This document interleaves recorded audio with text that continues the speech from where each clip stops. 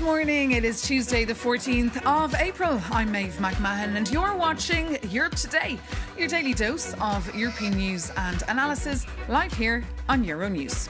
Coming up, after a landslide victory in parliamentary elections, Hungary's Péter Magyar has promised to mend ties with Brussels and unlock 19 billion in frozen funds. We look at what's at stake and the hurdles he'll have to jump. And 7 weeks into the US-Israel war on Iran, after talks broke down in Pakistan, the US has imposed a military blockade of Iranian ports on the Strait of Ormuz. We'll cross live to the Gulf state of Qatar. And despite the soaring energy and fuel crisis across Europe, the European Commission says the conditions for granting member states budgetary flexibility to mitigate the impact have not been met for now. EU leaders are due to meet in Cyprus next week to address the crisis. But first, in a lengthy press conference, Hungarian election winner Péter Magyar teased the main political lines of his government. While vowing to unfreeze billions of euros in EU funding and mend ties with Brussels, he also indicated a tough line on migration and no fast track for Ukraine. Euronews' Europe editor, Maria Tadeo, was at his very first press conference since his victory and joins me now here for an update. Good morning, welcome back from Budapest. So look, this press conference that we saw yesterday, tell us more about it and what a Magyar government would look like and how it would compare really to Viktor Orban's. And this is one of the key questions, of course. And look, on the Sunday, it was a day of celebration in Budapest. We were on site. Really, it was this electrifying atmosphere on the streets of Budapest. But on Monday, it was the work now that is ahead. It was a task. And you could see almost the mood shifted to now the weight, obviously, of the responsibility of a new government that says it wants to fundamentally change major parts of the Hungarian economy, certainly to begin with. Péter Magyar acknowledged in that press conference yesterday that the economic situation of the country is a difficult one. He obviously repeated that he wants, and this is the big priority of his government, which he said wants to be in place in less than 30 days. So that means that by May, they want to be working and they want to get to work. He wants to use that time now to begin negotiations to unlock European money that has been blocked, mostly because of rule of law issues when it comes to the European Union. There is now a real tight deadline to salvage before the end of the summer about 10 billion euros for Hungary or lose that money. So he said he immediately wants to get into that as a sign of goodwill. He also repeated yesterday that he intends to place Hungary within the European Public Prosecutor's Office. Remember, Orban had decided to opt out. He says he now will consider joining, and that is the goal, to enter this institution. And then also gave red lines in terms of areas where he doesn't see changes are necessary. And of course, when you look at Ukraine, not a lot seemed to be changing. He talked about this loan for Ukraine. He said Hungary had negotiated an opt-out and that will continue. When you look at Russian energy, very difficult question for the Hungarian economy, which is running on Russian energy. He said ultimately the goal for this country is to have supply that is sustainable but also cheap. And then when you look at other societal parts, we didn't get an indication the major societal changes are coming. So overall, when you look at this press conference, it was sort of this idea of a country that is staying in within the national politics and this conservative view. Things could change, but not quickly or immediately. That is not the priority. The priorities are externally to reset the foreign policy, the economy, no corruption, no Orban, no Putin. That's basically how we could put it. And on corruption, he said he really wants to crack down on that. How will he, though? Well, yes. He talked about the idea that they will join the European Public Prosecutor's Office. He also said this is not a change in government, but it's almost a change of regime. He suggested that civil servants, high-ranking civil servants connected to Orban, including the president of Hungary, will have to go. And then he also said, and this was an extraordinary moment in this press conference at some point, that he had information, and he interrupted the press conference. He was given a piece of paper, and he said, I have information from an insider that the Hungarian foreign minister, that is the outgoing Hungarian foreign minister, Péter Szijjártó, who's been caught up in this political scandal for 2 weeks because of the tapes in conversation with the Russian foreign minister that leaked. He is at the ministry destroying evidence. So he suggested that there will be scrutiny, that it will be the police, the judiciary. He also suggested could change, and there could be changes to put forward a more independent justice. But all of this signaling a man who is really in a rush and wants to, at least the perception of corruption, tackle it. Okay, Maria Tadeo, our editor, thank you so much for all those insights. Now, Moving on, EU member states must coordinate on energy prices themselves, the EU Commission President Ursula von der Leyen has said, but she stopped short of announcing fresh measures. This comes as Ireland comes out of a 6-day fuel protest that brought the country to a standstill. Meanwhile, President Trump has said he will eliminate any Iranian ships that breach the US naval blockade of the Strait of Hormuz. For more on the moving situation, we can cross now to the Gulf state of Qatar and bring in our correspondent Adel Khalim. Good morning, Adel. Great to see us there. Great to see you there. Can you just tell us what do we know so far about this very blockade? So this is a major escalation, Maeve. Even if we're not seeing direct fighting right now, the U.S. has rolled out a large naval operation, more than 15 warships, including an aircraft carrier and destroyers, to enforce a blockade on Iranian ports. So far, we haven't seen any real movement, no major new transits, and no direct confrontation with Iran just yet. U.S. President Donald Trump says this is all about forcing Iran back to the negotiating table. He's also warning any Iranian ship approaching could be targeted. At the same time, this is also becoming more complex. China says it has its own arrangement with Iran and is warning the U.S. to, quote, not meddle in our affairs. We've already seen at least 2 China-bound tankers turn around after the blockade began, so this could turn into a standoff very quickly. And from Europe, a firm message. The right of freedom of navigation through the Hormuz is non-negotiable, and several countries have begun distancing themselves from the blockade. So right now, it's a very tense situation, a holding pattern, heavy military presence, fragile diplomacy, and a real risk of escalation. And meanwhile, we're seeing social unrest here in some EU countries. This is all having a major impact on fuel prices, Adele. That's right. How about €500 million a day, Maeve? That's roughly what European Union top officials say this crisis is now costing in higher energy bills. Ursula von der Leyen says the EU fossil fuel import costs have jumped by more than $22 billion in just over 6 weeks since this war began.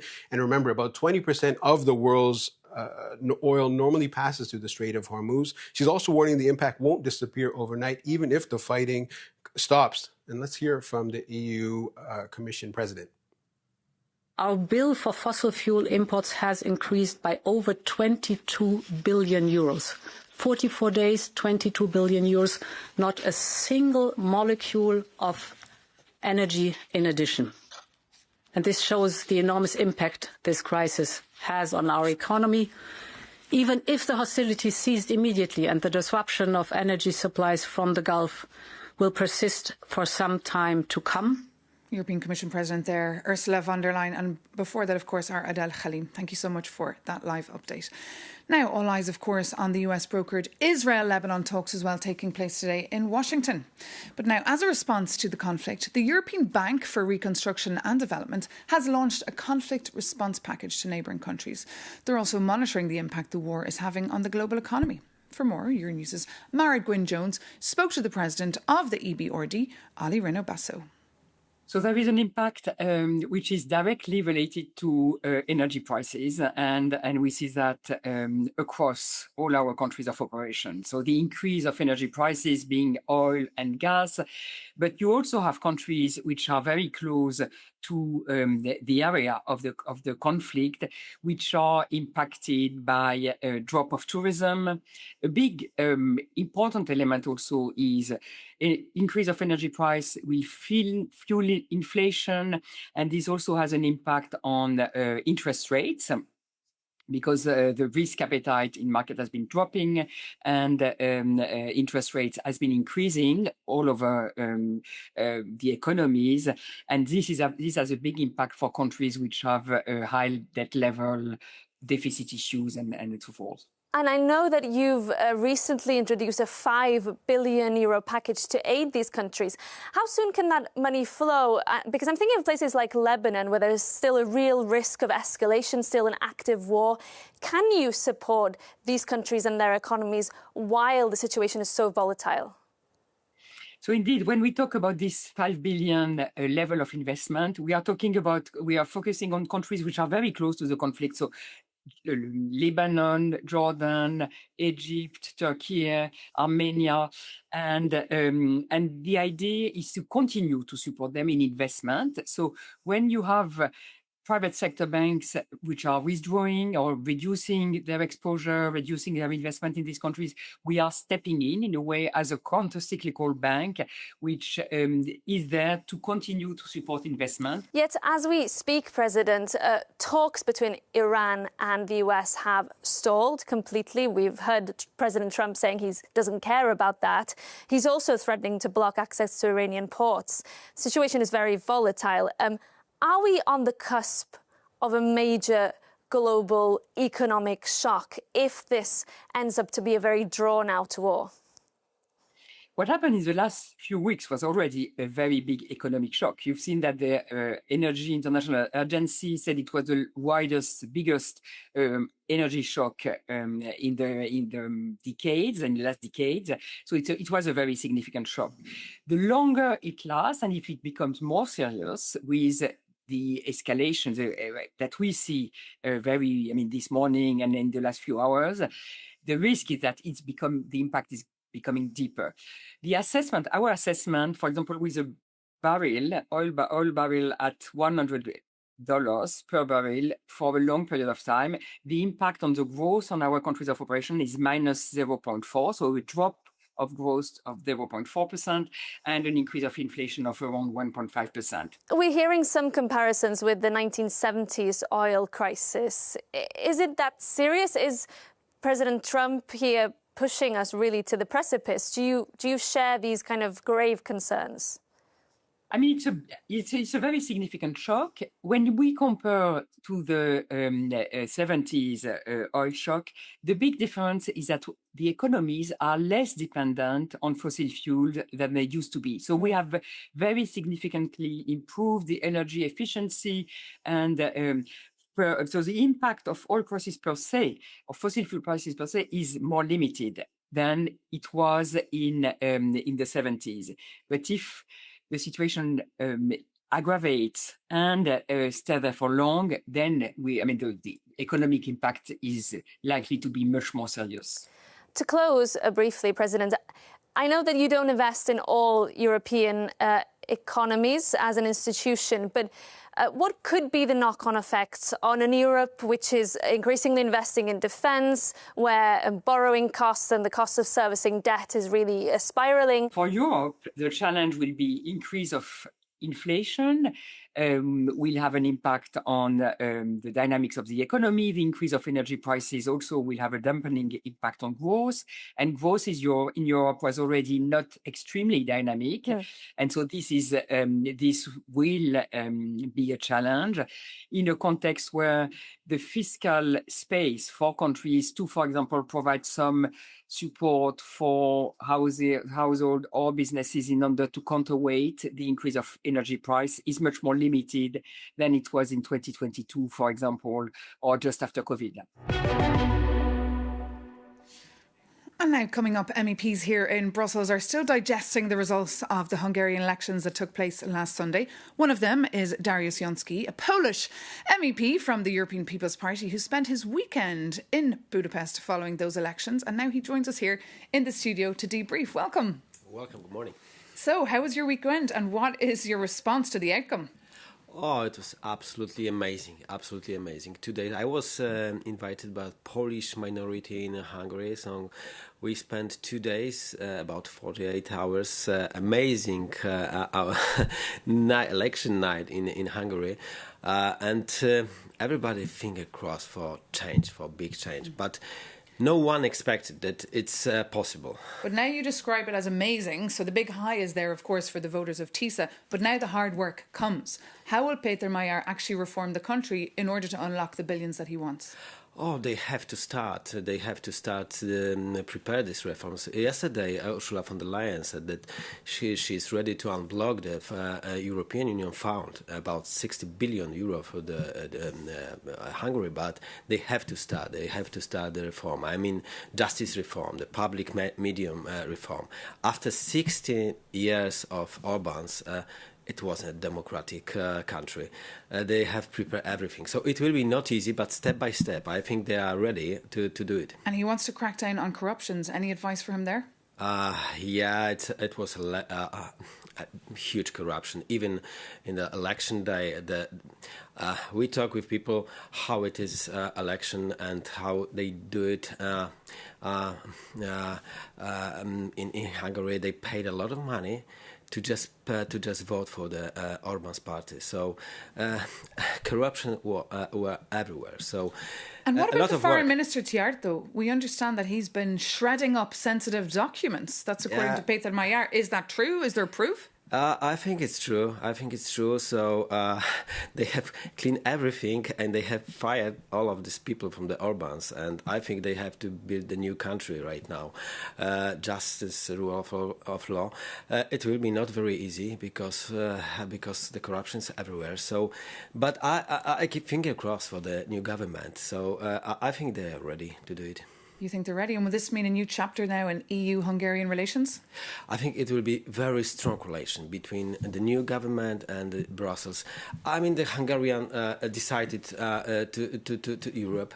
I saw on the election night that a lot of people handed the flags of European Union and Hungary. It looks like Hungary joined the EU once more. So everybody was smiling. It was absolutely happy day. And after 16 years, they are absolutely free and democratic right now. Okay, Dariusz Joński, thank you so much for coming into us here and sharing your insights. Now moving on, the Italian Prime Minister, Giorgia Meloni, has called Donald Trump's remarks about Pope Leo, quote, unacceptable. The US President accused the pontiff of being, quote, weak on crime and terrible for foreign policy. He told reporters he was, quote, not a big fan. The Pope has responded with ease and calmness, as Jakob Janis reports. When you hear Donald Trump is going after the Pope, you know he's not planning to turn the other cheek. I'm not a big fan of Pope Leo. He's a very liberal person, and he's a man that doesn't believe in stopping crime.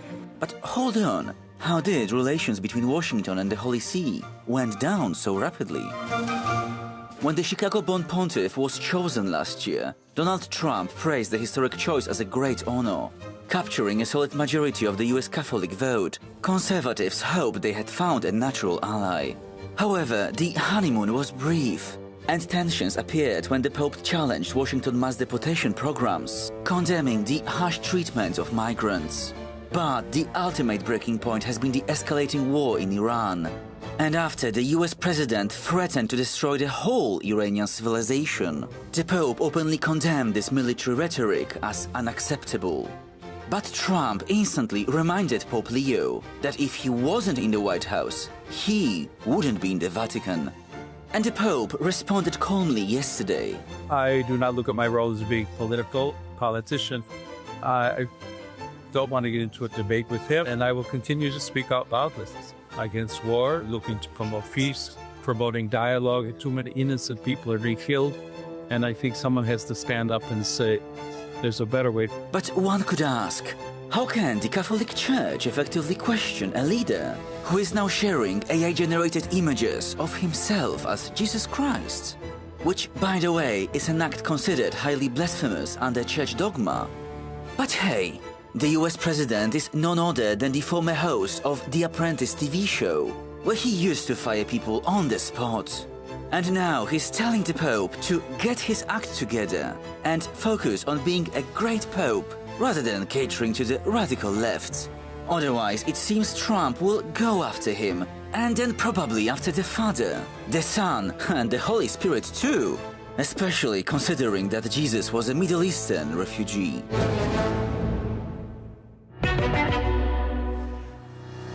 Jakob Janis reporting for us there. Well, that does bring this edition of Europe Today to an end. Any comments or points for us, do reach out. europetoday@euronews.com is our email address. But as always, thank you so much for tuning in. Take care and see you very soon here on Euronews.